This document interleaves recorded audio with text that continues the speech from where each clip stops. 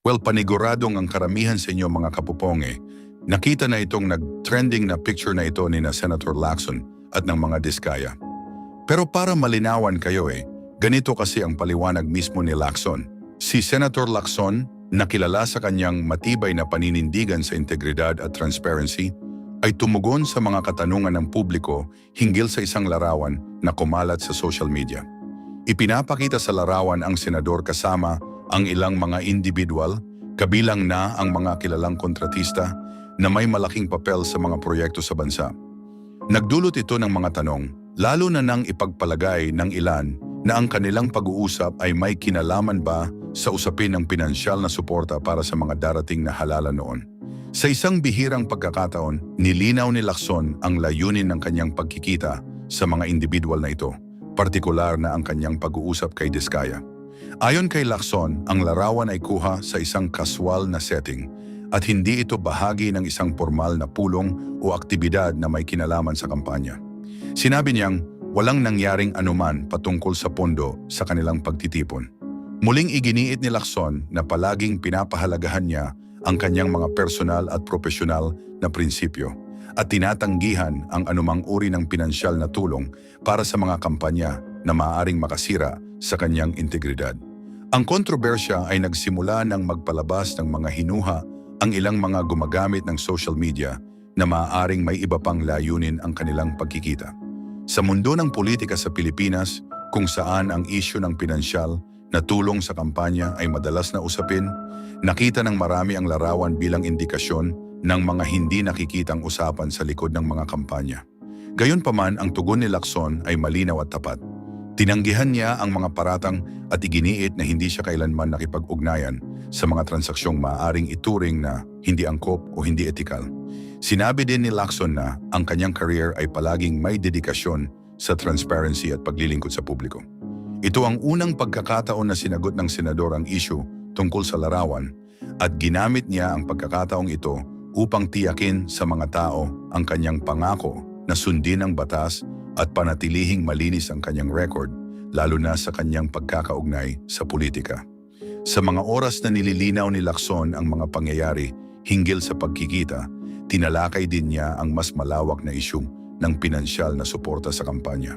Ayon sa kanya, tulad ng karamihan sa mga politiko, madalas niyang nakakasalamuha ang mga lokal na opisyal at kontratista, lalong-lalo na sa kanyang mahabang panahon sa Senado.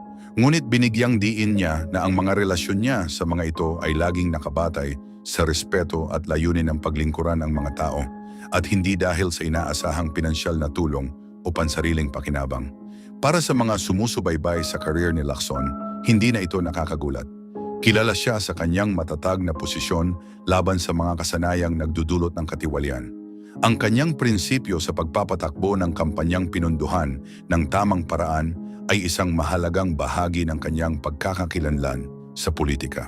Sa mga oras na pinapansin ang mga pahayag ng iba, ang transparency ni Lacson sa pagtugon sa isyu ng larawan at ang mga posibleng epekto nito ay nagpapakita ng kanyang kahandaan na makipag-communicate ng tapat sa publiko. Ang kanyang mga pahayag ay isang paalala na sa politika, ang reputasyon at tiwala ay kasing halaga ng mga pulisiya at pangako. Sa mga oras na si Lacson ay hindi nakaligtas sa mga hamon sa politika, patuloy niyang ipinapakita ang kanyang kalinawan sa komunikasyon. Hindi pa tiyak kung paano makaapekto ang pinakahuling pangyayaring ito sa kanya, ngunit sa ngayon, makikita na ang senador ay kumpiyansa sa integridad ng kanyang mga aksyon.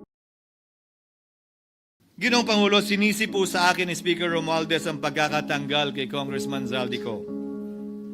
Sinisi po niya sa akin ang pag-FLR or for late release ng kanilang mga proyekto. Sinisi po niya sa akin ang pagkakadismiss ng impeachment complaint laban kay VP Sara na nakikita niyang makakatunggali niya sa susunod na halalan. Sinisi din niya po sa akin ang pagkakasira ng kanilang maitim na balakin sa 2025 budget na nagawa nila ng walang balakid na mga nagdaang taon.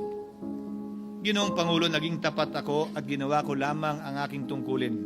Kung ano ang tingin kong tama at nararapat para sa bansa at sa sambayanan. Subalit, sa kabila po nito, nagsimula na ang lahat ng bira, paninira at kaso laban sa akin at sa Senado. At ang nasa likod ng lahat ng ito, walang iba kung hindi si Martin Romualdez. Ika nga ni Mayor Magalong na ngayon lamang nakita ko sinisiraan na rin ngayon. Bakit ko ba nilabanan at binisto sila Speaker Romualdez mula noon hanggang ngayon kung kasabwat at kasapakat lang din nila ako? Hindi ko po gagawin yun. Sa pinagsangkig ng tennis court, ang nasabing gusali sinimulang pinatayo noong ika-6 ng Oktubre taong 2022 at ang kontraktor, ang St. Gerard Construction na pagmamayari ng mga diskaya na nasangkot ngayon sa mga manumalyang flood control projects. Dahil dito, kwenasyon ng ilan ang pagiging special advisor ni Mayor Benjamin Magalong sa ICI. Lalabanan ko ba yung anlalakas na yan, sila Speaker? Lalabanan ko ba yung mga mayayaman na yan? Kung ako'y bulok, I fought for what is right. Ano nga ba ang ginawa nila sa akin? Una, hinalungkat ang isyo ng campaign contribution na tinanggap ko mula sa isang individual na may-ari ng kumpanyang nakakuha ng kontrata sa gobyerno. Inipit niya ang budget ng COMELEC sa Kamara dahil dito at binusisi ang di umano kaso kong ito. Subalit, Ginoong Pangulo, tulad ng sinabi ko sa simula ng aking talumpati, kapag ka nagturo ka ng daliri kanino man, may 3 daliring nakaturo pabalik palagi sa iyo. Anong nangyari? Hindi ba't biglang may lumabas na ulat ang PCIJ na ang dami naman palang opisyal, hindi lang senador, mas mataas pa ang tumanggap din ng ganong uri ng kontribusyon noong 2022 elections? Ang tanong ko ay simple. Kung legal at walang mali sa ginawa nila, edi dapat legal din at tama ang ginawa ko. Pero bakit ako lang ang iniimbestigahan tungkol dito? Higit pa doon, Ginoong Pangulo, hindi ba tayon kay Mayor Magalong merong 67 na miyembro ng Kamara na kontraktor? Ito po ay mga miyembro ng Kamara na may construction firm na nakakuha ng kontrata sa gobyerno. Kung bawal talaga ito, ibig sabihin ba niyan, bawal na nilang gastusin ang sarili nilang pera para sa kanilang sariling kandidatura? Bakit hindi din binubusisi yun? Bakit hindi inaalam yun? Ako lang talaga?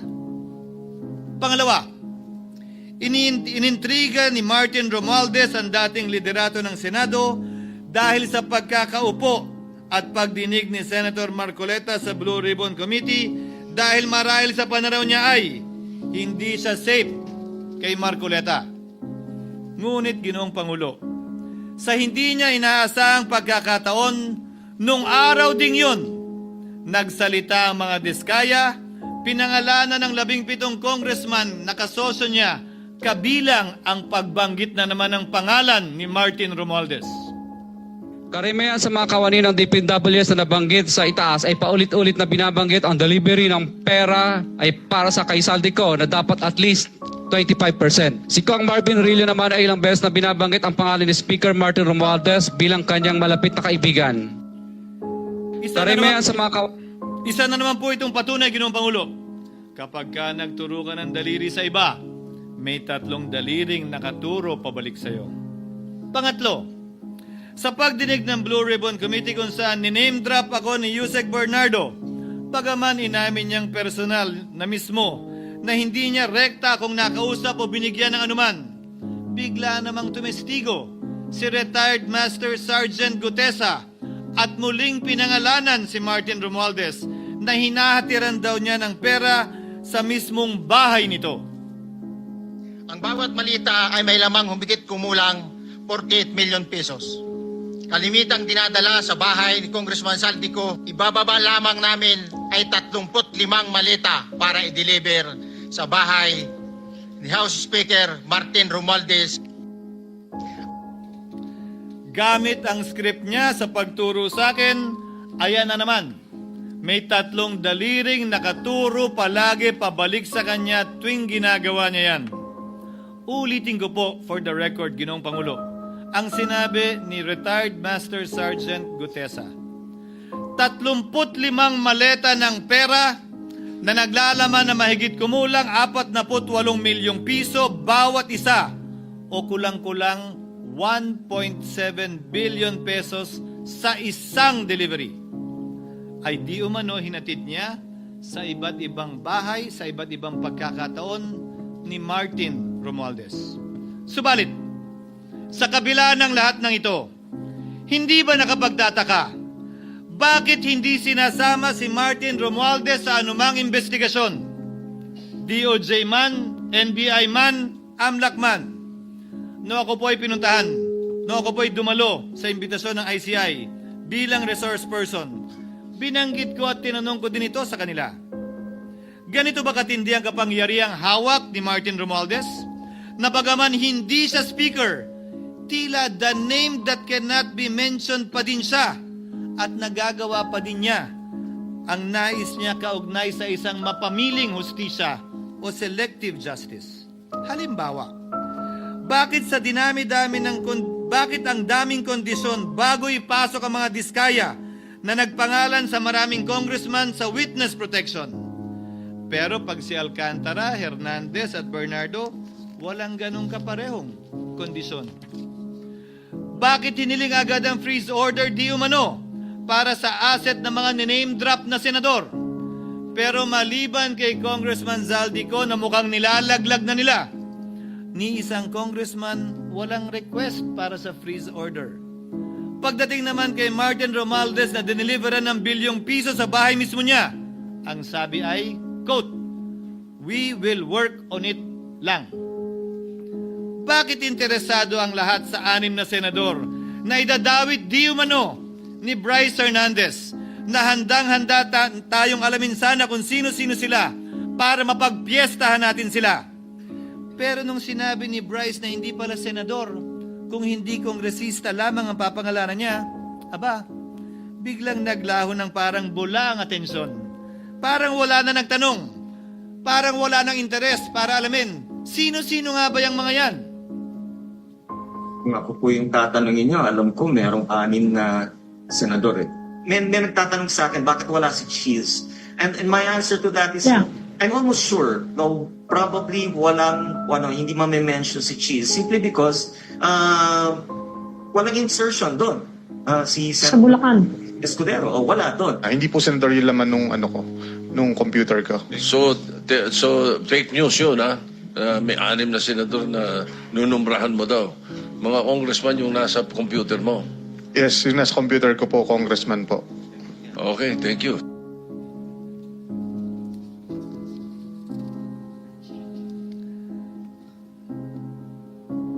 Nagkataon lang ba, Ginoong Pangulo, na ang mga nakaupong senador na dinidiinan sa ngayon ay ang dating Pangulo, dating pro tem, dating punong mayoriya ng Senado, na lahat nagkataon din lang ba na bumoto kontra sa depektibong impeachment ni Vice President Duterte o talagang tinumbok lang kami?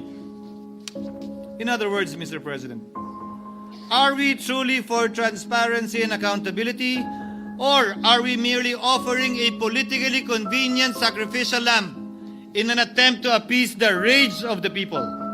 What is painful, Mr. President, is that along the way, reputations have been disparaged and tarnished.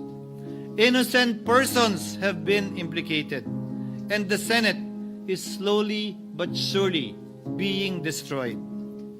Nagkataon lang po ba na ang lahat ng ito o ito'y sumusunod sa isang script, direksyon at basbas ni Martin Romualdez?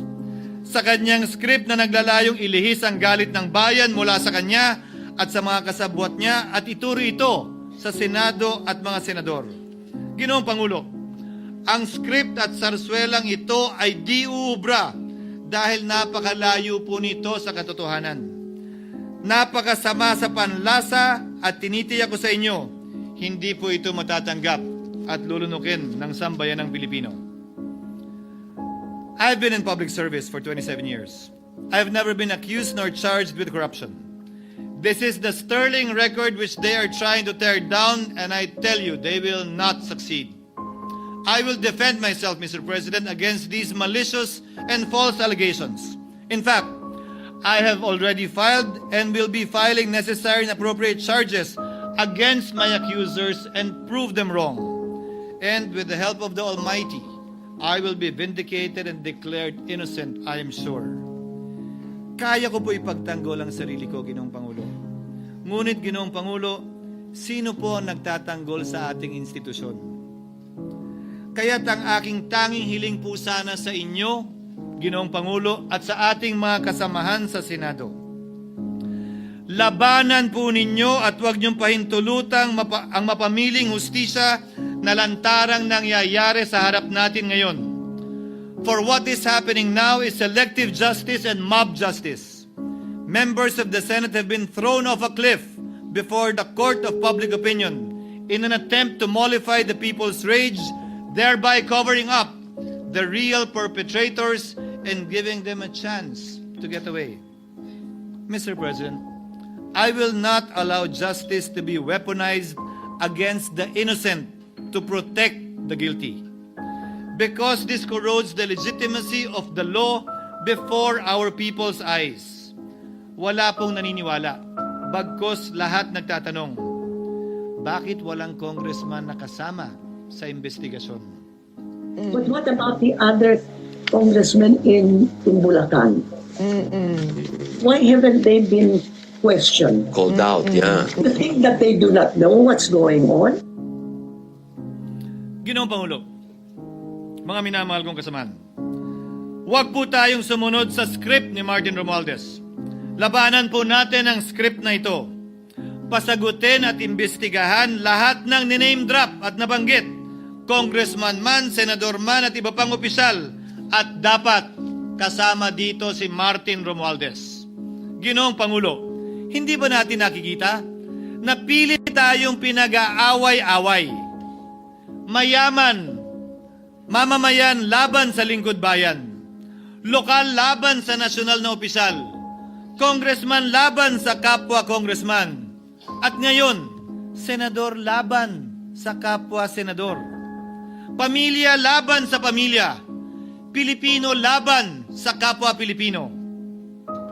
Ginoong Pangulo, tandaan po natin, mas madaling manipulahin at ang nag-aaway at nagkakawatak-watak na bansa. At ito ang eksaktong gusto nilang mangyari. Ito, sa aking paniniwala, ay bahagi pa din ng script at sarswela na nais palaganapin ni Martin Romualdez upang lituhin, guluhin, linlangin at sirain ang ating lipunan at bansa para lamang huwag siyang mabisto. Sana ay huwag nating payagang mangyari ito. Ginoong Pangulo, tulad ng sinabi ko sa simula ng aking talumpati, sa kada mapang-akusa at mapanghusgang daliri na ituturo ninyo sa inyong kapwa, lalo na kung walang basihan, merong 3 daliring palaging nakaturo sa iyo pabalik.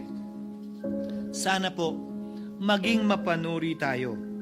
Huwag dali-daling magturo at maghusga dahil lamang sa napakinggan.